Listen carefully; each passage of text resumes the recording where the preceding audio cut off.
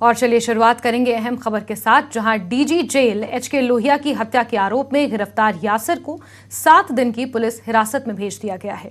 Police हिरासत में हत्या का कारण, बाहरी तत्वों की शिरकत आदि के बारे में पूछताछ की जाएगी। 2 दिन पहले यासिर को गिरफ्तार किया गया था।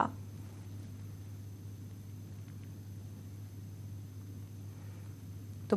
बड़ी खबर आपको बता रहे हैं, जहां आरोपी यासिर को 7 दिन की पुलिस रिमांड पर भेजा गया है। वहीं डीजी जेल एचके लोहिया की हत्या को लेकर कई सारे सवाल अब उठ रहे हैं और उन सवालों के लिए जम्मू कश्मीर पुलिस अब जम्मू के धमाणा पुलिस थाने में यासिर से पूछताछ कर रही है। बता दें कि डीजी जेल एचके लोहिया की हत्या मामले में मुख्य आरोपी यासिर को जम्मू कश्मीर पुलिस ने इंडो पाक बॉर्डर कानाचक से गिरफ्तार किया था।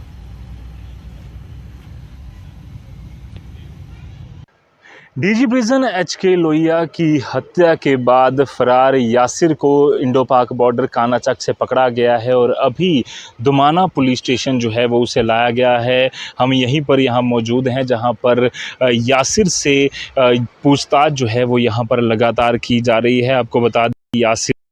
से ही एचके लोहिया के घर से जो है वो फरार था और तभी से जम्मू कश्मीर पुलिस को उसकी तलाश थी, जिसके लिए पुलिस ने अलग अलग टीमों का गठन भी जो है वो किया था। यासिर जो है वो रामबन का रहने वाला है और आपको बता दें कि कल करीबन देर रात 10 बजे के आसपास ये पूरी वारदात जो है वो सामने आई, जिससे में एचके लोहिया की निर्मम हत्या जो है वो कर दी गई और तभी से यासिर जो है वो फरार था। हालांकि जिस हथियार से हमला किया गया था वो जो है वो बरामद कर लिया गया था जम्मू कश्मीर पुलिस द्वारा और उसके बाद से लेकर लगातार जम्मू कश्मीर पुलिस जो है वो इन्वेस्टिगेशन कर रही थी और इसको ढूंढ